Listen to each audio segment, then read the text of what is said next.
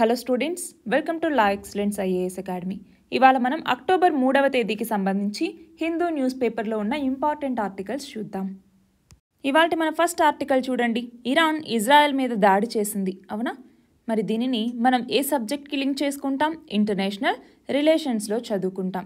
So ఇప్పుడు Israel అన్నటువంటిది Iran మీద మళ్ళీ ప్రతిదాడి చేయబోతోంది అన్నట్టుగా ఆర్టికల్ అన్నమాట. సో ఈ దాడులు ప్రతిదాడులు అన్నటువంటిది పక్కన పెడితే, ఒకటి, ఇరాన్ అసలు ఇజ్రాయెల్ మీద ఎందుకు దాడి చేసింది అనేసి చూస్తే, ఆల్రెడీ హమాస్కి ఇజ్రాయెల్కి మధ్య వార్ నేపథ్యంలో వాళ్ళకి సపోర్ట్ కావచ్చు. అట్లానే మనకి హెజ్బొల్లా ఎవరైతే లెబనాన్కి సంబంధించినటువంటి మిలిటెంట్ గ్రూప్ ఉన్నారో వాళ్ళకి ఇరాన్ సపోర్ట్ అన్నటువంటిది ఉంది. మరి ఇప్పుడు అలాంటి హెజ్బొల్లా మీద ఇజ్రాయెల్ దాడులు చేయటంతో ఇరాన్ అన్నటువంటిది ఇజ్రాయెల్ మీద దాడి చేస్తామని ఆల్రెడీ ప్రకటించింది. సన్నాహాలు అన్నటువంటివి జరిగాయి. ఆ నేపథ్యంలోనే ఇప్పుడు దాదాపు 180 వరకు మిసైల్స్ని ఇరాన్ ఇజ్రాయెల్ మీద ప్రయోగించింది. అయితే ఇక్కడ ఈ ఇజ్రాయెల్ ఇరాన్ కాన్ఫ్లిక్ట్ అన్నటువంటిది మన ఇండియాని ఎలా అఫెక్ట్ చేస్తుంది అన్నటువంటిది మనకి ఇంపార్టెంట్. సో ఈ యొక్క ఇజ్రాయెల్ ఇరాన్ కాన్ఫ్లిక్ట్ అన్నటువంటిది ఇండియా మీద ఎలాంటి ఇంపాక్ట్ చూపిస్తుంది అనేసి కనుక మనం చూస్తే వివిధ పర్స్పెక్టివ్స్లో మనం చూస్తామన్నమాట. ఫర్ ఎగ్జాంపుల్, మనకి ట్రేడ్కి సంబంధించి ఇష్యూస్ అన్నటువంటివి రావచ్చు. సో ట్రేడ్ డిస్రప్షన్స్ రావటానికి చాలా అవకాశాలు అన్నటువంటివి ఉన్నాయి. ఎందుకని అంటే హెజ్బొల్లా చాలా సన్నిహిత సంబంధాలని కలిగి ఉంది హౌతీ రెబల్స్తో. సో మనము ఈ రెడ్ సీ ద్వారా క్రాస్ అయ్యేటటువంటి షిప్స్ ఏవైతే ఉన్నాయో వాటిలో హౌతీస్ ఆల్రెడీ ఇంతకుముందు చాలా ఇబ్బందులకి గురి చేశారు, అవునా? సో ఆ నేపథ్యంలో మళ్ళీ ఇది జరగచ్చు. అలా జరిగింది అనుకోండి, అప్పుడు ఏమవుతుంది? ఆ ట్రేడ్ ఇంపాక్ట్ అన్నటువంటిది మన ఇండియా మీద కూడా పడుతుంది. అంతేకాదు, ఈ రెడ్ సీ షిప్పింగ్ రూట్ ఏదైతే ఉంటుందో, షిప్పింగ్ రూట్ అన్నటువంటిది ఒకవేళ ఇన్ని ఇబ్బందులకు గురి చేస్తూ ఉంటే క్లోజ్ చేశారనుకోండి, దానివల్ల ఏమవుతుంది? ఇప్పుడు రెడ్ సీలో నుంచి ఇటు వెళ్ళే ప్రయాణం కాస్త మొత్తం తిరిగి ఇటు చేయాల్సి వస్తుంది. దానివల్ల ఏమవుతుంది? ఒకటి, ఆ ఫ్రైట్ రేట్స్ అన్నటువంటివి పెరుగుతాయి.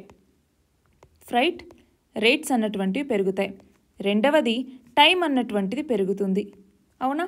మూడవది వచ్చేసరికి ఈ టర్న్ అరౌండ్ టైం పెరుగుతుంది, ఫ్రైట్ రేట్స్ అన్నటువంటివి పెరిగాయి. దాంతో అక్కడ ధరలు అన్నటువంటివి పెరగటానికి కారణమవుతుంది.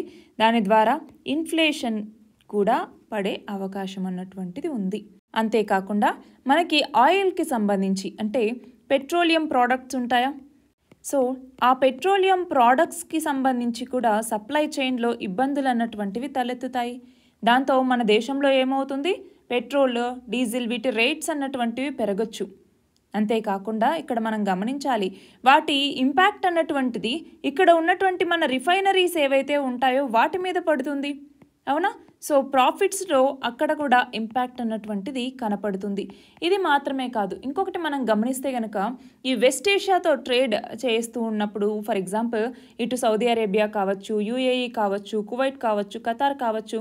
సో ఇవేవి ఇప్పుడు కాన్ఫ్లిక్ట్లో, ఈ వెస్ట్ ఏషియన్ కాన్ఫ్లిక్ట్లో ఇన్వాల్వ్ అవ్వలేదు, కానీ వాటిని ఇన్వాల్వ్ చేయాల్సి వస్తే. అంతేకాదు, ఇప్పుడు ఇరాన్ దేశం ఏదైతే ఉందో ఆ ఇరాన్ దేశంతో మన భారతదేశం ఎన్నో ఎక్స్పోర్ట్స్ చేస్తూ ఉంది. మన దేశం ఇరాన్కి చాలా ఎక్స్పోర్ట్స్ చేస్తూ ఉంది. మరి అవన్నీ కూడా ఇప్పుడు ఇబ్బందులు పడతాయి. అంతేకాదు, ఇప్పుడు ఇందాక చెప్పుకున్నట్టుగా ట్రేడ్ రూట్ అన్నటువంటిది పెరుగుతుంది, దాంతో షిప్పింగ్ రేట్స్ అన్నటువంటివి పెరుగుతాయి. సో ఆ వాల్యూమ్ ఆఫ్ ట్రేడ్ అన్నటువంటిది తగ్గే అవకాశం అన్నటువంటిది ఉంటుంది. షిప్పింగ్ కాస్ట్లు కూడా కనీసం 15 నుంచి 20% పెరిగేటటువంటి అవకాశం అన్నటువంటిది ఉంటుంది. దాంతో ఏమవుతుంది? ఇక నుంచి ఎక్స్పోర్ట్స్ అన్నటువంటివి తగ్గే అవకాశాలు చాలా ఉంటాయి. సో అది మన ఆర్థిక వ్యవస్థ మీద లాంగ్ టర్మ్లో చాలా ఇంపాక్ట్ చూపించవచ్చు. సో ఇది ఈ కాన్ఫ్లిక్ట్కి సంబంధించి మన ఇండియా మీద ఎలాంటి ప్రభావం ఉండొచ్చు అంటే. నెక్స్ట్ ఆర్టికల్ చూడండి. గవర్నమెంట్కి అగెనెస్ట్గా ఎవరైనా ఫేక్ న్యూస్ కానీ, ఫాల్స్ న్యూస్ కానీ, లేదా మిస్లీడింగ్ ఇన్ఫర్మేషన్ ఇస్తే సోషల్ మీడియాలో, వాటిని చెక్ చేయటం కోసం, వాటిని ఐడెంటిఫై చేయటం కోసం ఫ్యాక్ట్ చెక్ యూనిట్స్ అన్నటువంటి వాటిని ఏర్పాటు చేసింది సెంట్రల్ గవర్నమెంట్. అది కూడా ఐటీ రూల్స్ ప్రకారం, ఇన్ఫర్మేషన్ టెక్నాలజీ రూల్స్ 2023 ప్రకారం తీసుకొస్తే దాన్ని ఇప్పుడు బాంబే హైకోర్టు అన్నటువంటిది స్ట్రక్ డౌన్ చేసింది. బాంబే హైకోర్టు ఇది రాజ్యాంగ విరుద్ధం అన్నట్టుగా చెప్పింది. మరి దీన్ని దేంట్లో చదువుకుంటాం? జిఎస్ పేపర్ 2లో మనకి గవర్నమెంట్ పాలసీస్ అండ్ ఇంటర్వెన్షన్స్ అనేసి ఉంది. అది కాకుండా ఇన్ఫర్మేషన్ టెక్నాలజీ అండ్ కంప్యూటర్స్ అన్నటువంటి టాపిక్ కింద కూడా మనం దీన్ని లింక్ చేసుకుంటాం. సో ఇలా బాంబే హైకోర్టు దీన్ని కొట్టివేసింది. మరి ఈ నేపథ్యంలో మనకేం తెలియాలి? ఆర్టికల్ 14 అంటే రైట్ టు ఈక్వాలిటీ, అలాగే article 19 freedom of speech and expression, అలాగే article 19(1)G freedom and right to profession. So ఈ మూడింటిని వైలేట్ చేస్తూ ఉంది ఈ యొక్క ఫ్యాక్ట్ చెక్ యూనిట్ అన్నటువంటి ఒపీనియన్తో బాంబే హైకోర్టు వీటిని కొట్టివేయటం జరిగింది. సో ఇప్పుడు ఫేక్ లేదా మిస్లీడింగ్ న్యూస్ అనేసి ఎలా చెప్తాము? క్లారిటీ అన్నటువంటిది లేదు, ఒక ప్రెసిషన్ అన్నటువంటిది లేదు, అంబిగ్యూస్గా ఉంది దీని డెఫినేషన్ అన్నటువంటి దీంతో కొట్టేశారనమాట. అంతేకాదు ఈ ప్రపోర్షనాలిటీ స్టాండర్డ్ని కూడా మీట్ అవ్వట్లేదు ఈ మెజర్స్ అన్నటువంటివి అనేసి కూడా ఇక్కడ హైకోర్టు చెప్పింది. మరి దీనికి సంబంధించి నేషనల్ క్రైమ్ రికార్డ్స్ బ్యూరో అన్నటువంటిది ఎన్సీఆర్బీ డేటా ప్రకారం చూస్తే 2020వ సంవత్సరంలో మొత్తం 1527 కేసులు ఫేక్ న్యూస్ ఉన్నాయి అన్నట్టుగా తెలిసిందనమాట ఈ డేటా ప్రకారం. అంటే 2019తో పోలిస్తే కనుక దాదాపు 200% ఇది ఎక్కువ. అయితే ఈ ఫ్యాక్ట్ చెక్ యూనిట్ ఏదైతే ఉందో ఇది 2019 నవంబర్లో తీసుకొచ్చారనమాట ఫ్యాక్ట్ చెక్ యూనిట్ అన్నటువంటిది. మరి ఇది ఏం చేసింది? దాదాపు 1100కు పైగా ఇన్ఫర్మేషన్ని ఫాల్స్ ఇన్ఫర్మేషన్ అన్నట్టుగా సక్సెస్ఫుల్గా చెప్పింది. మరి ఇక్కడ గమనించాలి, ఫ్యాక్ట్ చెక్ యూనిట్ అన్నటువంటిది ఇండియన్ గవర్నమెంట్ రిలేటెడ్గా ఏమైనా మిస్ఇన్ఫర్మేషన్ని స్ప్రెడ్ చేస్తే దాన్ని కౌంటర్ చేయటం కోసం తీసుకొచ్చింది. సో ఐటీ రూల్స్ 2021 ఏదైతే ఉన్నాయో ఆ ఐటీ రూల్స్ 2021కి అమెండ్మెంట్ తీసుకొచ్చి 2023లో కొత్త ఐటీ రూల్స్ కింద ఈ యొక్క ఫ్యాక్ట్ చెక్ యూనిట్ని చేర్చటం జరిగింది. మరి అసలు ఇన్ఫర్మేషన్ టెక్నాలజీ రూల్స్ అన్నాం, దీని ప్రకారం ఏంటి? ప్రైవసీ పాలసీస్ కావచ్చు, యూజర్ అగ్రిమెంట్స్ కావచ్చు, రూల్స్ రెగ్యులేషన్స్ వీటన్నింటినీ ఆ ఇంటర్మీడియరీస్ ఏవైతే ఉంటాయో ఇవి ప్రామినెంట్గా డిస్ప్లే చేయాలి. అలాగే ఒక గ్రీవెన్స్ రెడ్రెసల్ మెకానిజం అన్నటువంటిది ఉండాలి. అంతేకాకుండా మంత్లీ కంప్లైంట్స్ ఎలా ఉన్నాయి, ఏమేమి యాక్షన్స్ తీసుకున్నారో అన్నట్టుగా మస్ట్గా రిపోర్ట్ అన్నటువంటి సబ్మిట్ చేయాలి. అట్లానే ఫర్ ఎగ్జాంపుల్ కంప్లైంట్స్ వచ్చాయనుకోండి, కంటెంట్ వైలేషన్ ఏమన్నా జరిగింది, ప్రైవసీ అన్నటువంటిది పాడైంది అనే కంప్లైంట్స్ వస్తే వాటిని 72 గంటల లోపల పరిష్కరించాలి. అంతేకాదు కోడ్ ఆఫ్ ఎథిక్స్కి కట్టుబడి ఉండాలి. ఇండియా యొక్క సావెరినిటీని అఫెక్ట్ చేసేలాగా ఉండకూడదు, ఇండియాలో ఉన్నటువంటి చట్టాలని వైలేట్ చేసేలాగా ఉండకూడదు అన్నట్టుగా వివిధ రకాల రూల్స్తో 2023లో ఐటీ రూల్స్లో మార్పులు అన్నటువంటివి తీసుకొచ్చారనమాట. సో ఇక్కడ ఏంటి అంటే మనకి ఏదైనా మాట్లాడినప్పుడు అది ఫ్రీడమ్ ఆఫ్ స్పీచ్ని వైలేట్ చేసేలా ఉండకూడదు అన్నటువంటిది. నెక్స్ట్ ఇక్కడ చూడండి, ఇక్కడ 2 ఆర్టికల్స్లోకి వచ్చేసరికి పొలిటికల్ పార్టీస్కి సంబంధించినటువంటివి. సో మనం పాలిటీ కింద వీటిని చదువుకుంటాం. అందులో ఒకటి వచ్చేసరికి ఎన్నికల గుర్తింపులో ఏదైతే సింబల్ ఇస్తారో ఆ సింబల్కి సంబంధించినటువంటిది. రెండవది కొత్త పార్టీ ఫార్మేషన్కి సంబంధించి.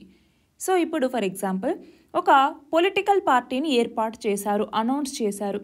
సో ఆ పొలిటికల్ పార్టీ ఏమవ్వాలి? రిజిస్టర్ అవ్వాలి, అవునా?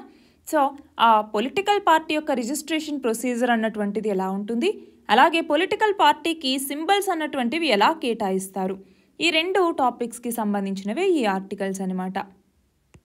అయితే ఫస్ట్ ఆఫ్ ఆల్ ఒక పొలిటికల్ పార్టీని అనౌన్స్ చేశారనుకోండి, నేను ఒక పొలిటికల్ పార్టీని అనౌన్స్ చేశాను.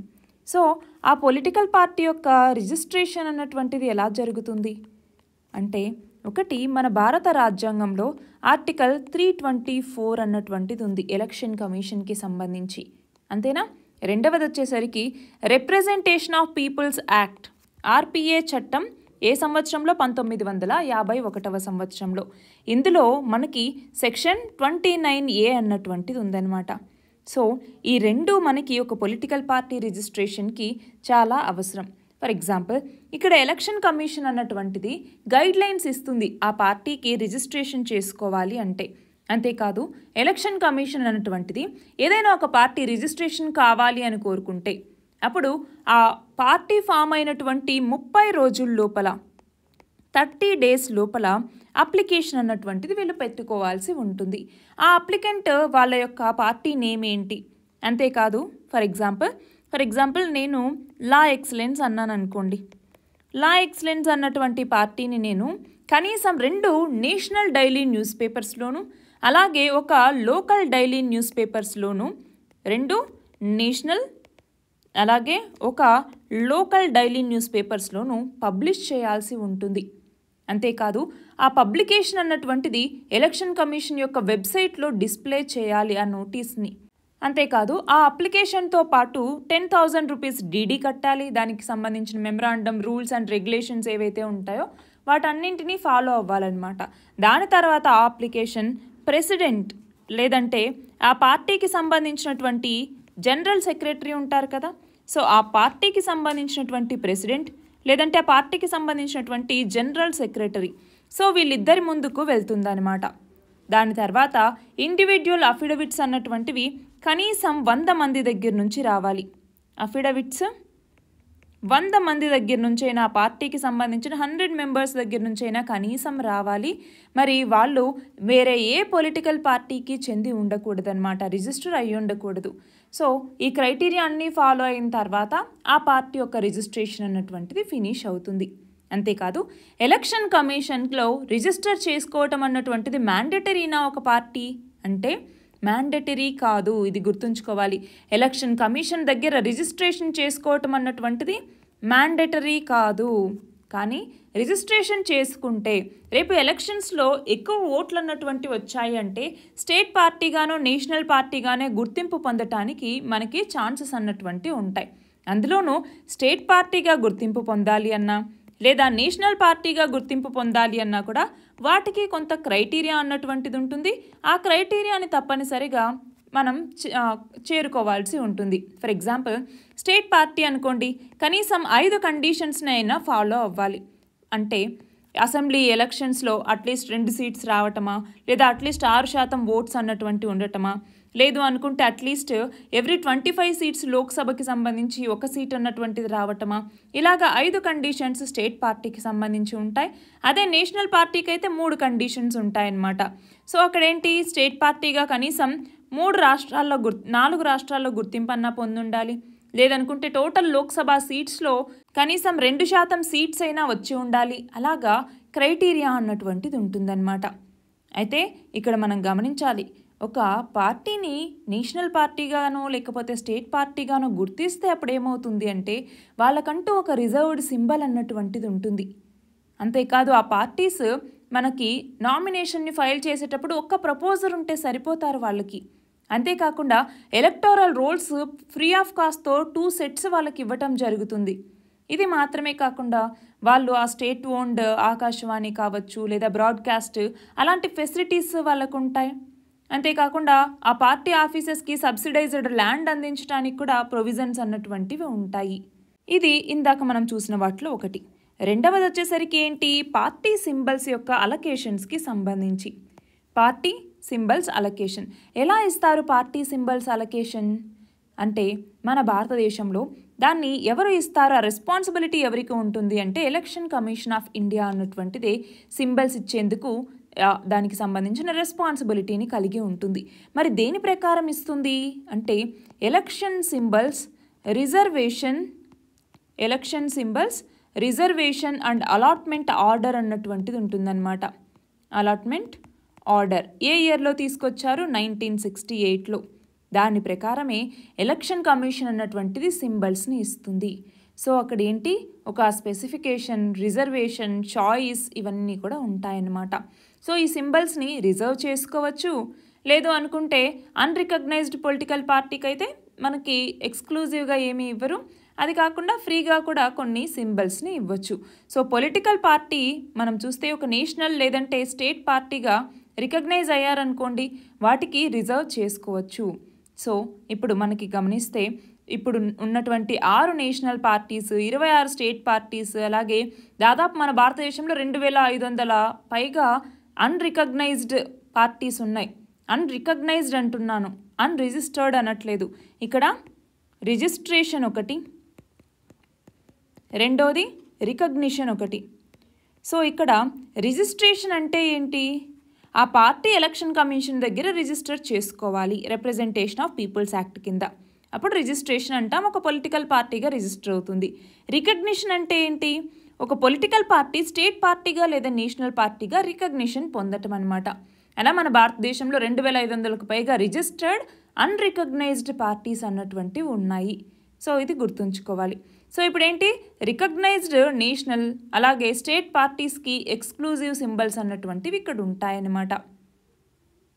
నెక్స్ట్ ఆర్టికల్ చూడండి, స్వచ్ఛ భారత్ మిషన్కి సంబంధించి. దీన్ని మనం దేని కింద చదువుకుంటాం, గవర్నమెంట్ పాలసీస్ అండ్ ఇంటర్వెన్షన్స్ కింద చదువుకుంటాము. గవర్నమెంట్ పాలసీస్ అండ్ ఇంటర్వెన్షన్స్ కింద చదువుకుంటాం. అలానే హెల్త్ అన్నటువంటి టాపిక్ కింద, సైన్స్ అండ్ టెక్నాలజీలో హెల్త్ అన్నటువంటి టాపిక్ కింద కూడా చదువుకుంటాం. సో ఇక్కడ దేని గురించి మాట్లాడుతున్నారు, స్వచ్ఛ భారత్ మిషన్ ఎప్పుడు లాంచ్ చేశారు, 2014వ సంవత్సరం అక్టోబర్ 2వ తేదీన గాంధీ జయంతి నాడు. మరి దీని కింద 2 కాంపోనెంట్స్ ఉంటాయి. ఒకటి స్వచ్ఛ భారత్ మిషన్ గ్రామీణ్ అని చెప్పేసి, రెండవది స్వచ్ఛ భారత్ మిషన్ అర్బన్ అని చెప్పేసి. సో అందులోకి వచ్చేసరికి ఏంటి అంటే, రూరల్ ఏరియాస్లోకి వచ్చేసరికి సాలిడ్ లిక్విడ్ వేస్ట్ మేనేజ్మెంట్ అన్నటువంటి చేపట్టడం, అలానే ఇండియాని ఓపెన్ డెఫికేషన్ ఫ్రీగా మలచటం అనమాట. మరి దీనిని ఎవరు ఇంప్లిమెంట్ చేస్తారు, మినిస్ట్రీ ఆఫ్ రూరల్ డెవలప్మెంటా, కాదు, మినిస్ట్రీ ఆఫ్ జల్ శక్తి అన్నటువంటిది ఇంప్లిమెంట్ చేస్తుంది. రెండవది Swachh Bharat machine urban. So దీంట్లో ఏంటి, గ్రే మరియు బ్లాక్ వాటర్ మేనేజ్మెంట్ చేయటం, పబ్లిక్ బిహేవియర్ని చేంజ్ చేయటం, సిటీస్ని గార్బేజ్ ఫ్రీగా మార్చటం, ఇవన్నీ అనమాట. మరి దీన్ని ఎవరు ఇంప్లిమెంట్ చేస్తారు, ministry of housing and urban affairs అన్నటువంటిది దీన్ని మేనేజ్ చేస్తుంది. మరి దీని కింద స్వచ్ఛ సర్వేక్షణ అనేసి, స్వచ్ఛతా హీ సేవ అనే క్యాంపెయిన్ కావచ్చు, స్వచ్ఛ విద్యాలయ అభియాన్ అనేసి, స్వచ్ఛ భారత్ కోష్ అనేసి, ఇలా డిఫరెంట్ ఇనిషియేటివ్స్ని దీని కింద తీసుకొచ్చారు. అయితే మనకి ఇప్పుడు ఏం తెలియాలి చూడండి, 2014లో తీసుకొచ్చారు, ఇది 2024, అంటే 10 years అయింది. 10 years ఆ స్వచ్ఛ భారత్ మిషన్లో దీని యొక్క ఇంపాక్ట్ అన్నటువంటిది ఎలా ఉంది అన్నటువంటిది మనం చూస్తే, ఒకటి హెల్త్ మీద ఎలా ఉంది. సో హెల్త్ అన్నటువంటిది ఇంప్రూవ్ అయింది. దాదాపు 60,000 నుంచి 70,000 ఇన్ఫాంట్ డెత్స్ని ప్రతి సంవత్సరం తగ్గించగలిగాం, వాటర్ బార్న్ డిసీజెస్ ద్వారా వచ్చేటటువంటి వాటిని. రెండవది ఉమెన్ ఎంపవర్మెంట్ అన్నటువంటిది జరిగిందా అంటే జరిగింది. Women self help groups waste management ఇనిషియేటివ్స్ని కూడా చేపట్టినటువంటి వాళ్ళు ఉన్నారు. అలాగే ఉమెన్ యొక్క సేఫ్టీ కూడా ఇంప్రూవ్ అయింది. మూడవది వచ్చేసరికి ఎకనామిక్గా ఏమైనా బెనిఫిట్స్ అన్నటువంటివి ఉన్నాయా అంటే, ఇప్పుడు ఓడిఎఫ్ స్టేటస్ అన్నటువంటివి వచ్చిన తర్వాత దీని ద్వారా హౌస్ హోల్డ్స్ ఎవరైతే ఉంటారో వాళ్ళకి కనీసం సంవత్సరానికి 50,000 రూపాయల వరకు సేవ్ అవుతోంది. ఎలాగా అంటే, ఫర్ ఎగ్జాంపుల్ ఇప్పుడు టాయిలెట్ ఫెసిలిటీ అన్నటువంటిది లేదు, బయట ఓపెన్ డెఫికేషన్ అన్నటువంటిది చేయటం ద్వారా చాలా వ్యాధుల బారిన పడుతూ ఉన్నారు.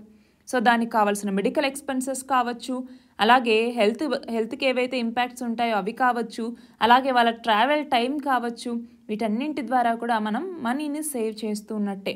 కానీ ఇప్పటికీ ఇంకా చాలా ఛాలెంజెస్ అన్నటువంటివి ఉన్నాయి. ఎలాంటి ఛాలెంజెస్ని ఫేస్ చేస్తూ ఉన్నాము అంటే, ఒకటి ఇప్పటికీ రూరల్ ఏరియాస్లో చాలా చోట్ల వాటర్ సప్లై అన్నటువంటిది సరిగ్గా లేదు. సో వాటర్ సప్లైకి సంబంధించి జల్ జీవన్ మిషన్ని తీసుకొచ్చారు, అది ఇంకా 100% మనం రీచ్ అవ్వలేదు. రెండవది వచ్చేసరికి ఓడిఎఫ్ స్టేటస్ బాగానే ఉంది, కానీ ఆ ఫీకల్ స్లడ్జ్ మేనేజ్మెంట్ అన్నటువంటిది సరిగ్గా జరుగుతుందా? సో ఆ మేనేజ్మెంట్ అన్నటువంటిది సరిగ్గా జరగట్లేదు. టాయిలెట్ టెక్నాలజీస్ సరిగ్గా లేవు, హ్యూమన్ రిసోర్సెస్ సరిగ్గా లేవు. దానివల్ల ఈ ఓడిఎఫ్ స్టేటస్ పొందిన దాన్ని సస్టైన్ చేయటం అన్నటువంటిది కష్టమవుతోంది. అంతేకాకుండా ఇప్పుడు మున్సిపల్ వేస్ట్ మేనేజ్మెంట్ అంటున్నాం, మున్సిపల్ వేస్ట్ని మేనేజ్ చేస్తున్నాము దీని ద్వారా అన్నాం. సో ఈ మేనేజ్మెంట్ అన్నటువంటిది బాగానే ఉంది, దీని ద్వారా ల్యాండ్ ఫిల్స్ అన్నటువంటివి అవుతూ ఉన్నాయి కదా. మరి ఆ ఛాలెంజ్ని మనం ఎలా ఎదుర్కోగలము?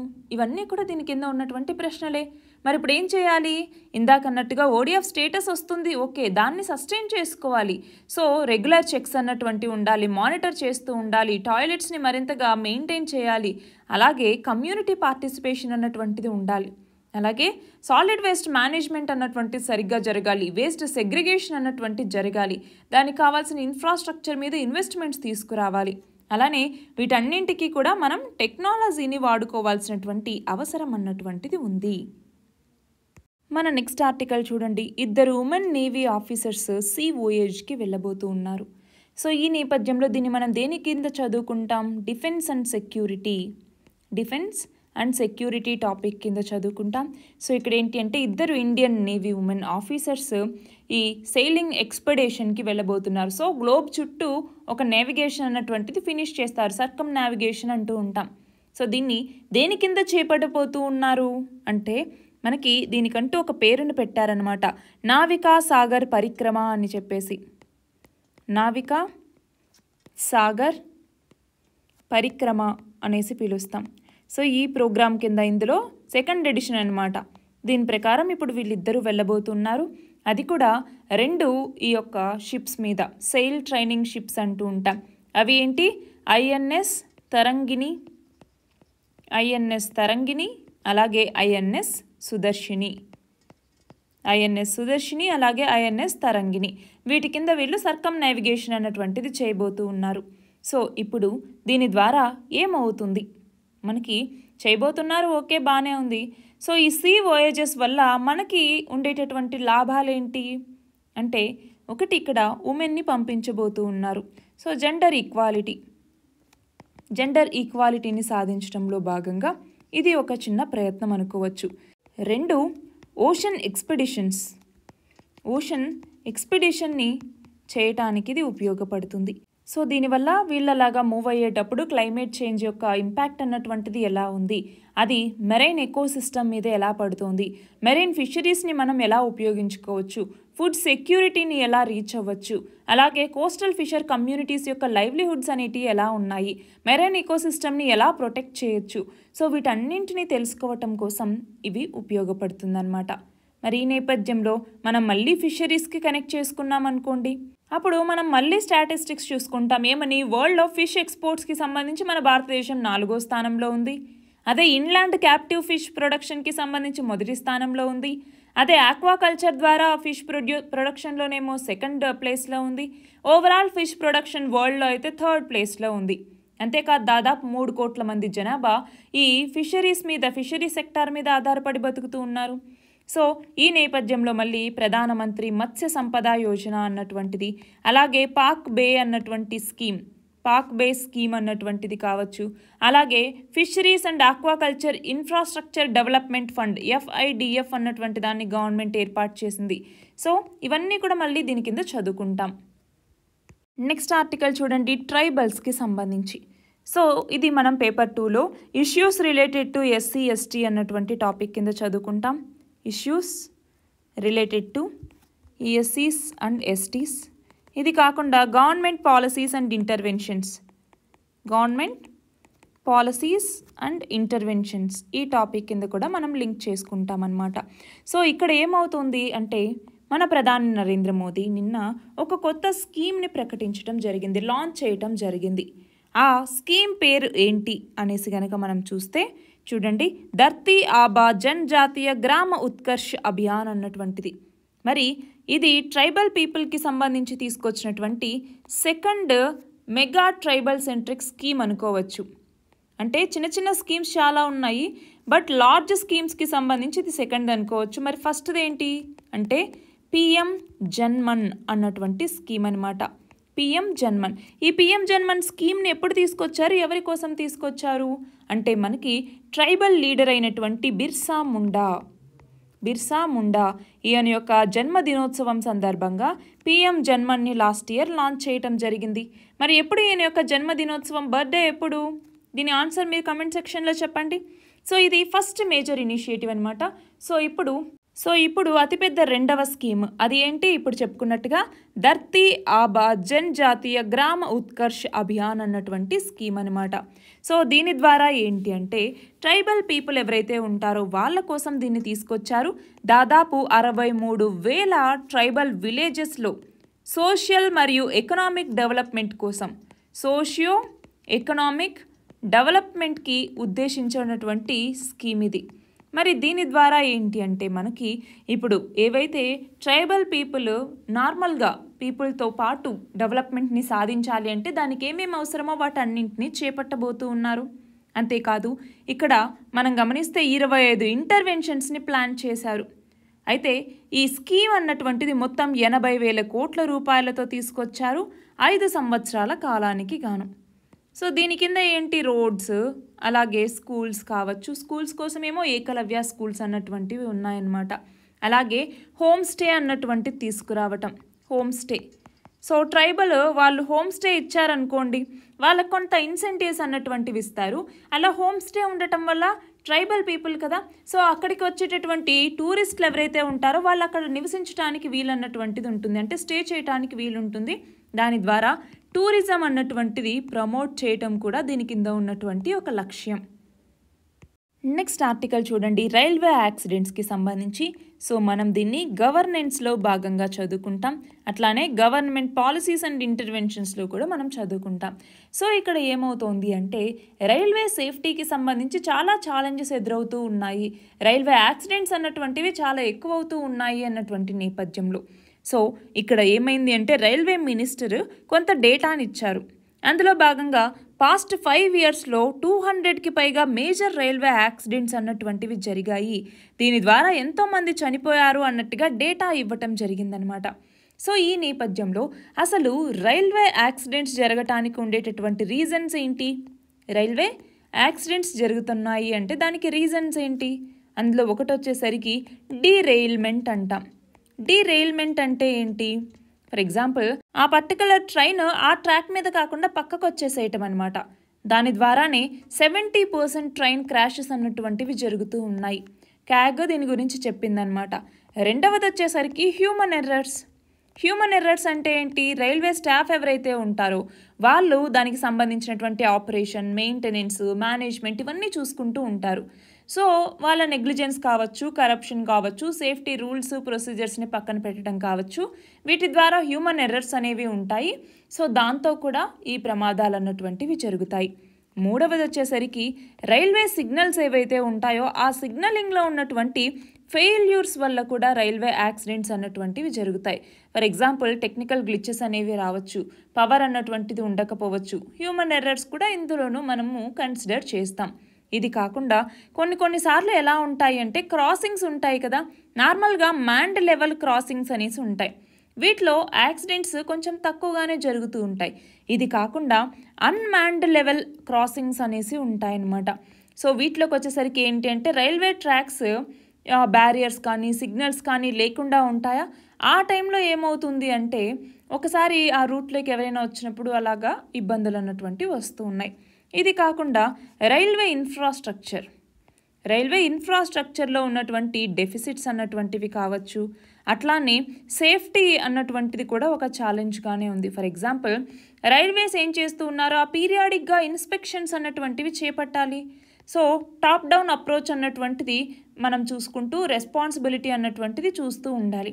కానీ ఇప్పుడు ఏమైంది, దీంట్లోనూ నెగ్లిజెన్స్ని చూపిస్తూ ఉండటం వల్ల, ట్రాన్స్పరెన్సీ అన్నటువంటిది సరిగ్గా లేకపోవటం వల్ల, కాంప్లయన్స్ సిస్టమ్ అన్నటువంటిది సరిగ్గా లేకపోవటం వల్ల, అన్సేఫ్ ప్రాక్టీసెస్ చేస్తూ ఉండటం వల్ల, వీటన్నింటి వల్ల కూడా మనకి రైల్వే యాక్సిడెంట్స్ అన్నటువంటివి పెరుగుతూ ఉన్నాయి. మరి ఈ నేపథ్యంలో ఈ రైల్వే యాక్సిడెంట్స్ని తగ్గించడం కోసం ఎలాంటి స్టెప్స్ లేదంటే ఇనిషియేటివ్స్ తీసుకోవాలి అన్నప్పుడు ఒకటి వచ్చేసరికి ఫండింగ్ అన్నటువంటిది సరిగ్గా ఉండాలి. ఫర్ ఎగ్జాంపుల్ రైల్వేకి సంబంధించి రాష్ట్రీయ రైల్ సంరక్ష కోష్ అనేది ఉంది, అంటే రైల్ సేఫ్టీ ఫండ్ అనమాట. సో దీనికి సరైన అలొకేషన్స్ అన్నటువంటివి చేపట్టాలి. రెండవది రైల్వే నెట్వర్క్ ప్రస్తుతం ఏదైతే ఉందో ఆ రైల్వే నెట్వర్క్ని కొంతవరకు ఎక్స్పాండ్ చేయాల్సినటువంటి అవసరం అన్నటువంటిది ఉంది. కొత్త డెడికేటెడ్ ఫ్రైట్ కారిడార్ని తీసుకురావటం, హై స్పీడ్ రైల్ కారిడార్స్ని తీసుకురావటం, దీని ద్వారా యావరేజ్ ట్రైన్ స్పీడ్స్ని కూడా పెంచవచ్చు. ఇది మాత్రమే కాకుండా మనకి కోచెస్ ఏవైతే ఉంటాయో ఆ కోచెస్ యొక్క డిజైన్ని కొంచెం చేంజ్ చేయటం, కొంచెం సేఫ్టీ సెక్యూరిటీ మెజర్స్ అన్నటువంటివి తీసుకురావటం, అలానే మనకి టెక్నాలజీని అప్గ్రేడ్ చేసుకుంటూ రావటం. ఫర్ ఎగ్జాంపుల్ ఇప్పుడు 2 ట్రైన్స్ ఎదురెదురుగా వస్తూ ఉన్నాయి అంటే అవి కొలైడ్ అయ్యేటటువంటి అవకాశాలు అన్నటువంటివి కొన్నిసార్లు ఉంటాయి. మరి ఆ నేపథ్యంలో వాటికి బ్రేక్స్ వేసేలాగా ఆటోమేటిక్ ట్రైన్ ప్రొటెక్షన్ అన్నటువంటిది ఉండాలి. దాని పేరే ఏంటి, కవచ్ అన్నటువంటిది. సో ఈ కవచ్ సిస్టమ్ అన్నటువంటిది ఇప్పుడు చాలా మార్గాల్లో లేదు, ఎందుకు అంటే దానికి కావాల్సినటువంటి కాస్ట్ కూడా అంతే ఎక్కువ ఉంది కాబట్టి. సో ఈ కవచ్ సిస్టమ్ని ఎక్కువ రూట్స్లో ఇన్స్టాల్ చేయాల్సినటువంటి అవసరం అన్నటువంటిది ఉంది. సో ఇలాంటివన్నీ చేయటం ద్వారా మనము కొంతవరకు ఈ రైల్వే యాక్సిడెంట్స్ని తగ్గించడానికి వీలన్నటువంటిది ఉంటుంది. ఇవి ఇవాల్టి important articles. All the very best and thank you very much.